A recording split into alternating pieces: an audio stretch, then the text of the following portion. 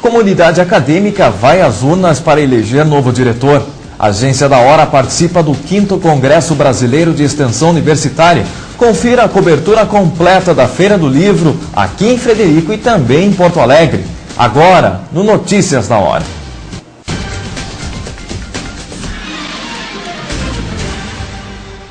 Boa noite. Na quarta-feira, dia 9 de novembro, foi dia de eleição no SESNORS. 7 cursos de graduação escolheram seus coordenadores, assim como o curso de mestrado Agricultura e Ambiente.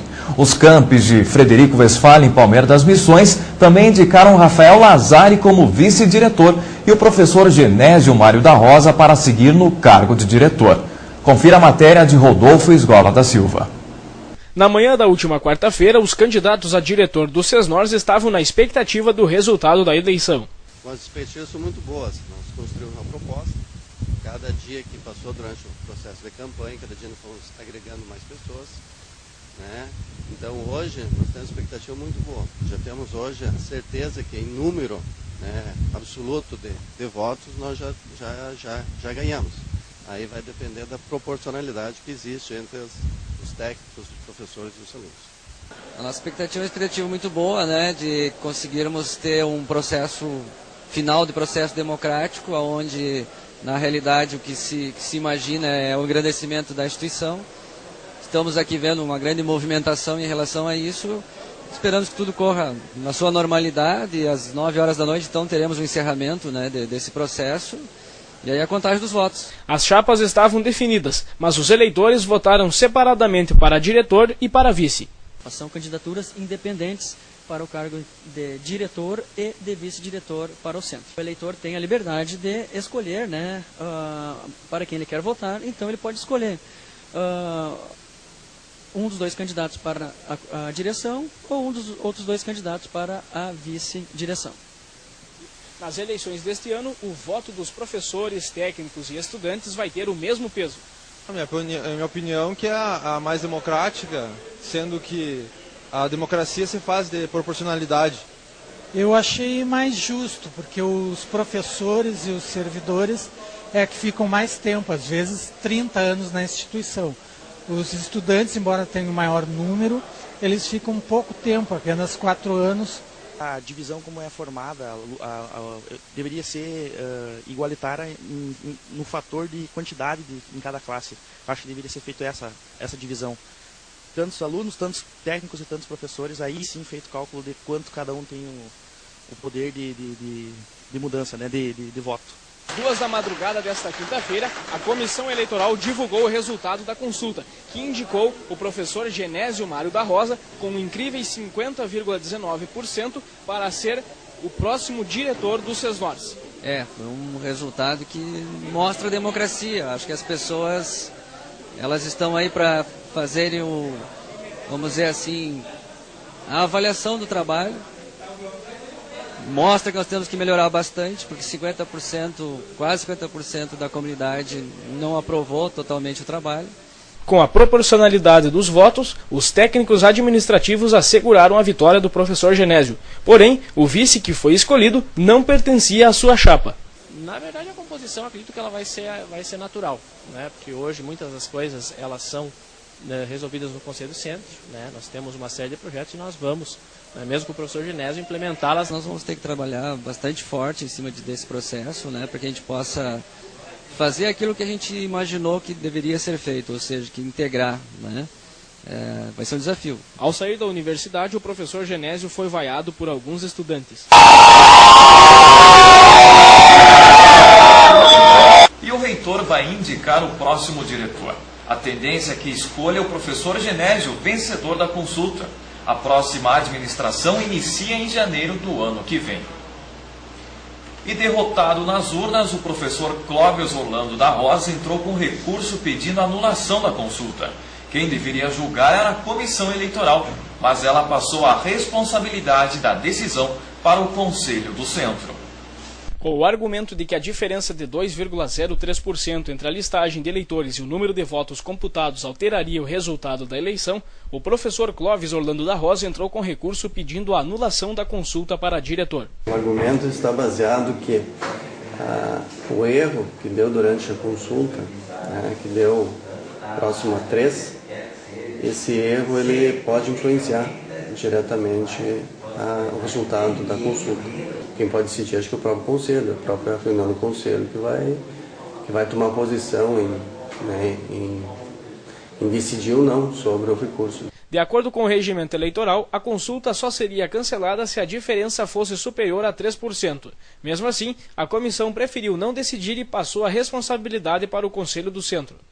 De acordo com a professora Luciana Cristofari, presidente da comissão eleitoral, a decisão foi transferida para o Conselho porque foi ele quem decidiu a proporcionalidade dos votos.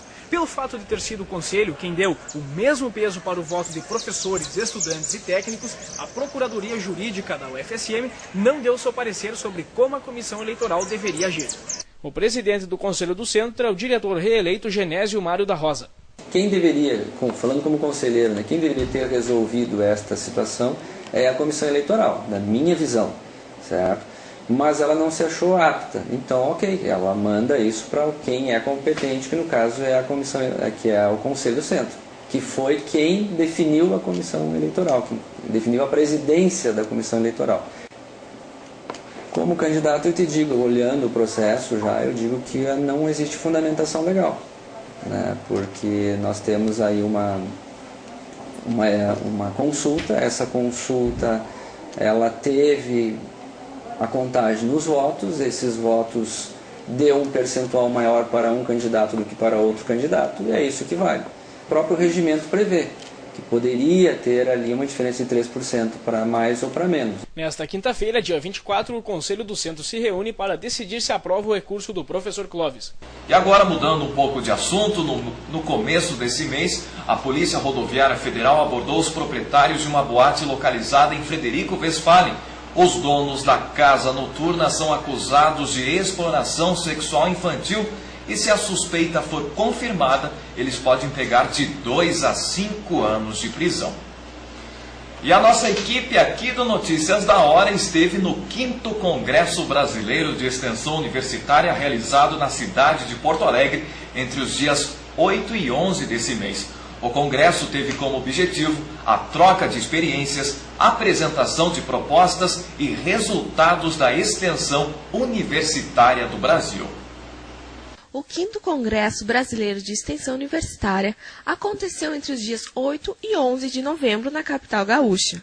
Com o tema As Fronteiras da Extensão, o Congresso deu a possibilidade de refletir criticamente sobre a extensão universitária no Brasil. O 5º Congresso de Extensão Universitária teve a possibilidade de integrar as universidades de todo o país, possibilitando a troca de experiências entre professores e estudantes.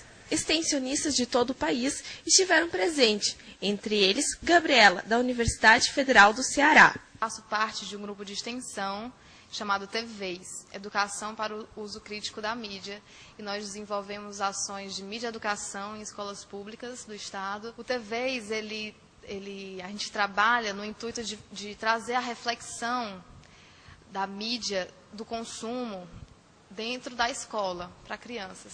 Docentes como a professora Patrícia Collin compareceu ao Congresso para apresentar o seu trabalho de extensão que desenvolve na universidade em que trabalha. Nós criamos um jornal chamado Infocampus e um projeto de assessoria de comunicação, que são 2 projetos de extensão que têm como função divulgar as atividades desenvolvidas pela universidade, tanto os projetos de extensão, de pesquisa, como eventos. As participantes ainda aproveitaram para avaliar o Congresso. O grande valor desse congresso é exatamente a troca de experiências e de conhecimento. Quando eu vi esse congresso, e é a primeira vez que eu participo, porque eu estou trabalhando na docência faz apenas 2 anos, antes disso eu trabalhei como jornalista.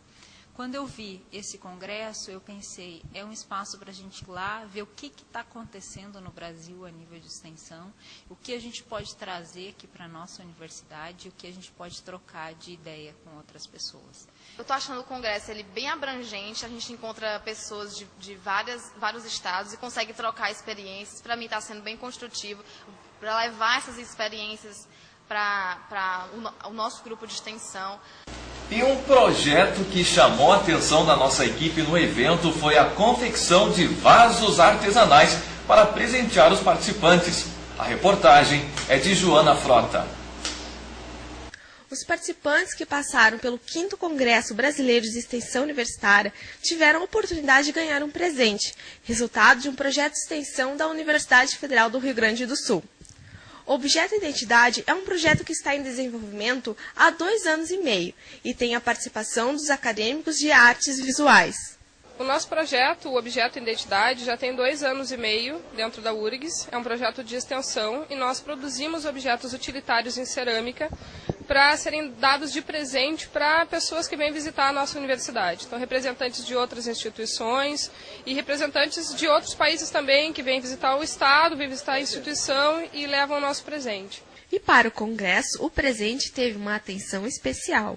O projeto nosso para esse congresso foi feito em parceria com a UNIT, que é a Universidade da Terceira Idade. Nós montamos um kit, né, com a ideia de abolir um pouco de dentro do congresso o uso de copos descartáveis, né? Então fizemos canequinhas comemorativas ao 5º CBEU. E junto com esse kit vem então um pacotinho de chá, que é do projeto da UNIT, né? A gente tinha essa ideia assim de tornar a coisa um pouco mais saudável, fazer um presente que as pessoas levassem, que fosse um gesto de carinho nosso, mas que também contribuísse assim, para a saúde das pessoas. E a Feira do Livro em Porto Alegre movimenta o comércio e atrai mais de 1,5 milhão de pessoas. Quem passava pelo local pôde conferir também mais uma edição da Bienal do Mercosul. 15 de novembro, feriado de proclamação da República, último dia da Feira do Livro de Porto Alegre, último dia da 8ª Bienal do Mercosul. 3 bons motivos para a praça cheia. Com mais de meio século de existência, a Feira do Livro de Porto Alegre já faz parte da história do Rio Grande do Sul e garante seu lugar no circuito de eventos porto-alegrense. Entre 28 de outubro e 15 de novembro, mais de 1,5 milhão de pessoas circularam pela Praça da Alfândega, Cais do Porto e arredores, e foram comercializadas quase 500 mil obras. O público da feira conta como participa do evento. Eu participo há muito tempo, desde que eu vim para Porto Alegre. Eu acho que há quase 20 anos eu participo da feira. E agora é o primeiro ano que eu trago a minha filha para participar da feira e também vou começar a ler para ela. Esse deve ser o 3º ano que eu venho à feira. Venho sempre com a minha filhinha de 5 anos. É a primeira vez que eu trouxe o Emiliano, apesar que ele está dormindo, né? Tá bom. Neste ano, as vendas aumentaram em 5%, ponto positivo para os livreiros que apostam na feira anualmente. Eu acho que isso é um espaço indispensável para a comunidade, para que ela possa se habituar a ler, a ouvir, falar, conhecer não só nossas edições, mas como de outras editoras, né? Isso busca, e culturalmente, em razão até de ser uma feira a céu aberto, né? Isso é muito importante, que não há cobrança de ingressos. Em paralelo à Feira do Livro, dividindo os mesmos espaços, acontece a 8ª Bienal do Mercosul. O evento reúne obras de mais de uma centena de artistas de 34 países, não apenas da América Latina, mas dos Estados Unidos, da Europa, da Ásia e do Oriente Médio. Com o tema Ensaios de Geopoética, as obras refletem as diversas formas que os artistas propõem para definir o território, a partir das perspectivas geográfica, política e cultural. Nesta edição, a Bienal conseguiu atrair um público maior. Bom, estou acompanhando aqui a Bienal pela primeira vez, não tinha vindo ainda acompanhar nenhuma Bienal. Estou achando muito interessante, acho que dá diversos pontos que nós costumamos não pensar. A organização do evento capacitou mediadores para orientar os visitantes ao longo das exposições. A gente faz a intermediação, digamos mesmo, do pessoal, desse público escolar com as obras, né?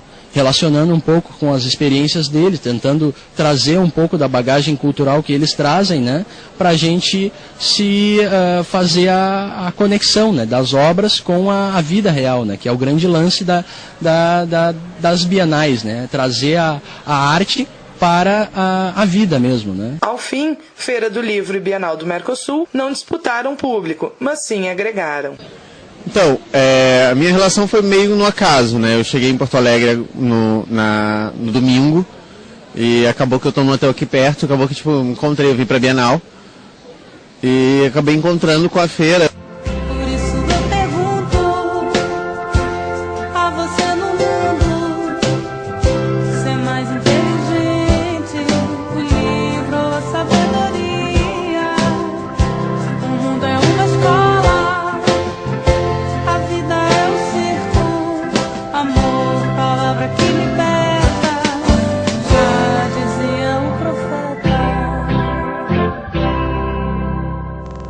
não perca no próximo bloco cobertura da TV da Hora na 29ª Feira do Livro em Frederico Westphalen.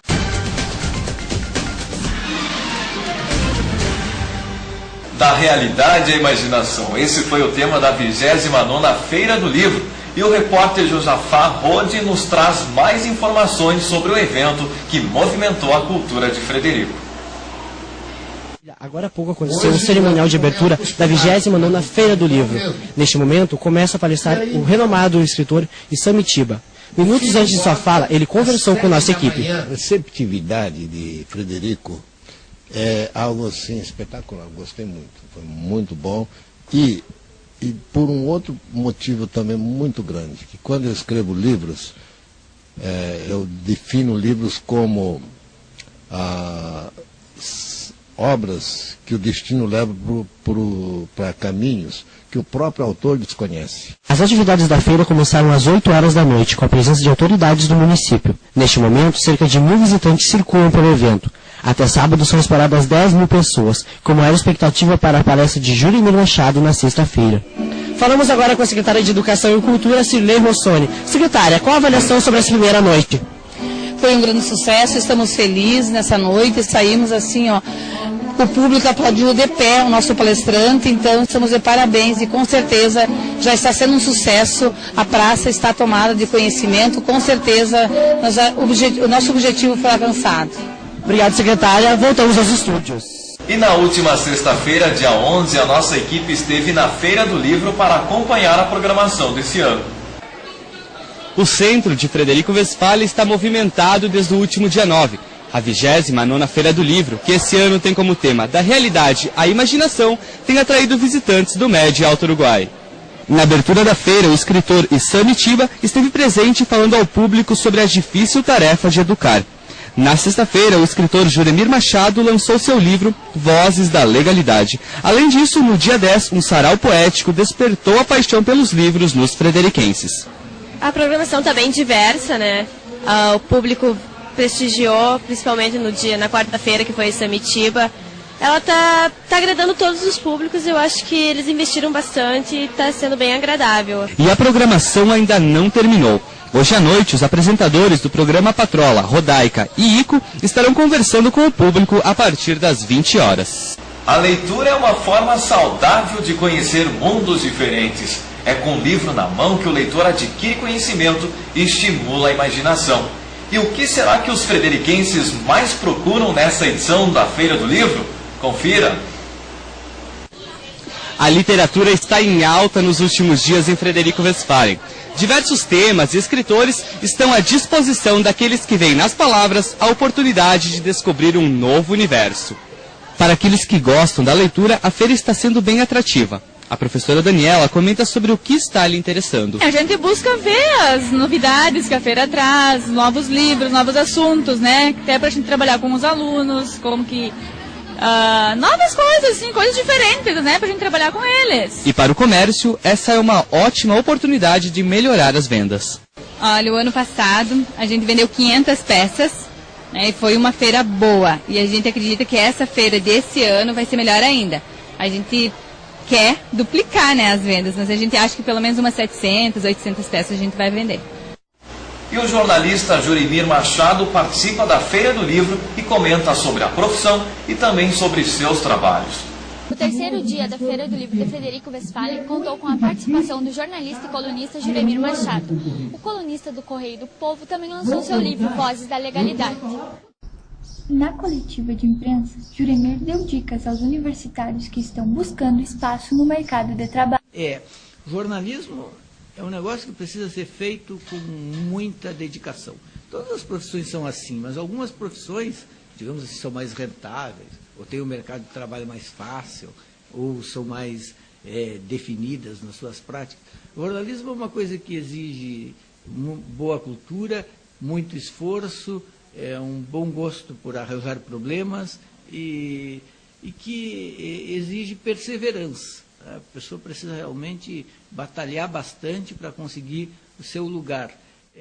O jornalista também falou sobre a obrigatoriedade do diploma para os acadêmicos de jornalismo. Eu tenho a convicção de que a faculdade melhora as pessoas que vão trabalhar em jornalismo, ela prepara as pessoas. Porque eu não sou, digamos assim, centrado na ideia de que o essencial da faculdade seja a formação prática. Isso também deve ser dado, o sujeito deve sair da faculdade sabendo fazer uma reportagem, sabendo se posicionar diante de uma câmera, sabendo utilizar o microfone. Tudo isso tem que sair sabendo da faculdade. Mas o essencial da faculdade mesmo, do meu ponto de vista, é a cultura. O sujeito vai obter na faculdade e não vai obter em outro lugar. Então ele precisa sair de lá uma bagagem cultural, porque o que retém o sujeito justamente na profissão, aquilo que faz com que ele permaneça dentro da profissão, é a bagagem cultural que ele adquiriu na faculdade. A estudante de jornalismo acompanhou a palestra do colunista e fala o que achou sobre. Eu achei muito interessante a palestra do Juremir e muito esclarecedora do ponto de vista histórico, né? Principalmente para nós, que somos acadêmicos de jornalismo, que trabalharemos com fatos que ainda vão acontecer, que pode ser que aconteçam fatos semelhantes ao que ele relata. Então eu achei assim esclarecedor e enriquecedor, porque vai acrescentar muito a experiência que ele teve como pesquisador, né? E o público que mais participou da Feira do Livro foi infantil. Todos os dias, centenas de crianças passavam pela Praça Central e conferiam a programação feita especialmente para elas. Durante o dia, as crianças tomam conta da feira. Não é à toa que a programação da manhã e da tarde é voltada para elas.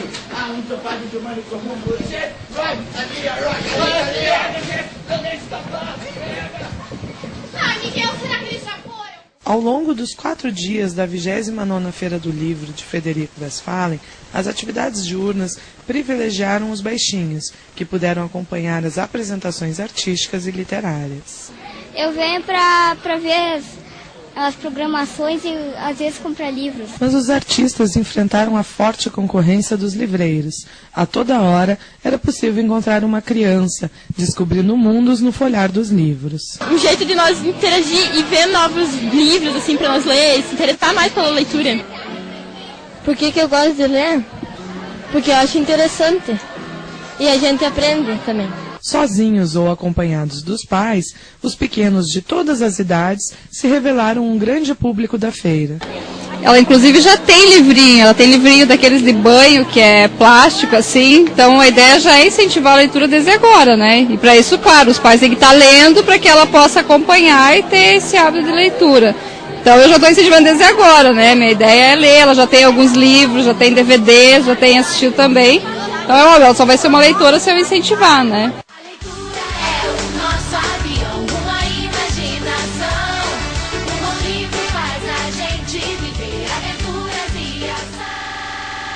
E é sempre bom ter espaços como esse da Feira do Livro, porque é uma maneira de incentivar as crianças a despertar a imaginação. E os apresentadores do programa Patrola participaram de um bate-papo na Feira do Livro. No último dia, os apresentadores do programa Patrola, Rodaica e Ico, bateram um papo com a plateia da feira. Antes da conversa com a comunidade, os apresentadores atenderam à imprensa e contaram como é para eles participar de uma feira do livro. A gente participa bastante, tanto trabalhando, fazendo reportagem, quanto como convidados e às vezes também para bater um papo com a galera. A gente sabe que nesses eventos se reúnem muitos adolescentes e muitas vezes a gente é chamado justamente para bater esse papo, para incentivar a leitura, para falar da importância que a leitura teve na escolha da nossa profissão, porque a gente trabalha com jornalismo, com notícia, com escrita e a leitura é extremamente fundamental. Então a gente participa bastante. A gente incentiva bastante o pessoal, a gurizada a ler, porque hoje a gente vive uma fase, um momento no mundo que é muito internet, é Facebook, é Twitter, tudo isso é muito salutar, é legal. A gente usa isso direto todo dia, até para o trabalho também, mas é importante uma horinha antes de dormir, parar, pegar um livro de papel, dar uma lidinha, viajar para outro mundo também, assim, lendo e dormir com a cabeça um pouco mais arejada. Eu acho que isso é importante, só computador não dá, eu acho que o pessoal tem que parar um pouco e pegar o livro, papel na mão, que a viagem é bem outra. Logo depois, já estavam no palco conversando com a plateia. Em mais de 1 hora de bate-papo, Rodaica e Ico responderam perguntas, contaram histórias dos bastidores do programa Patrola e divertiram o público. No meio da plateia eu encontrei uma fã da Rodaica. A jovem de apenas 13 anos é fã de carteirinha da apresentadora. Isabel já viajou mais de 500 quilômetros para conhecer a Rodaica. Depois do bate-papo com os apresentadores, Isabel aproveitou para entregar um mimo à sua ídola. Eu descobri ela pelo Twitter ano passado e atualmente sou uma grande fã, acho que uma das maiores. Entre uma foto e um autógrafo, Rodaica e Ico deixaram seu recado. O Padroca também é da hora! E o Notícias da Hora fica por aqui. Esta é uma produção dos acadêmicos do curso de jornalismo da Universidade Federal de Santa Maria. A todos, uma boa noite e até a nossa próxima edição.